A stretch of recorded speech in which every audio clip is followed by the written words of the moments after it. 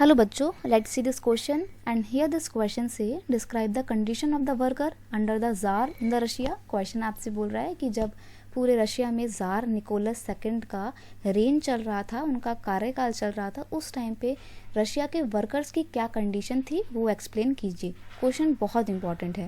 Question का की concept है workers condition under the jar rain. तो जार के रेन में जार के कार्यकाल में क्या कंडीशन थी वर्कर की, देखिए।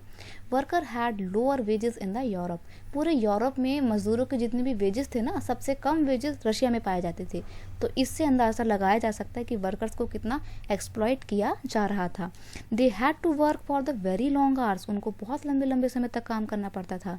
इन द क्राफ्ट इंडस्ट्री या in the craft units sometimes worker had to work for the 15 hours. 15 घंटे काम करना पड़ता था। अब आप खुद प्रैक्टिकली सोच कर देखिए कि 24 आवर्स होते हैं एक दिन में, 15 घंटे अगर आपसे कोई काम करवाए तो आप बाकी के दिन में सोचेंगे कि कब सोएं और कब खाएं। तो ये ऐसी तो कंडीशन थी वहाँ की वर्कर्स की। नेक्स्ट है there were no annual holiday.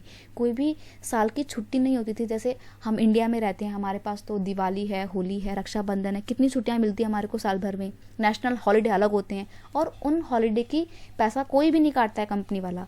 लेकिन रशिया में उस टाइम पे वर्कर्स को ऐसी एनुअल हॉलीडे नहीं मिलती थी, ना ही उनको सिक लीव मिलती थी और ना ही उनको आफ्टर रिटायरमेंट कोई पेंशन मिलती थी। तो बेसिकली काम की कोई भी सिक्योरिटी उनको नहीं दी जाती थी या अदर बेनिफिट्स उनको नहीं दिए जाते थे।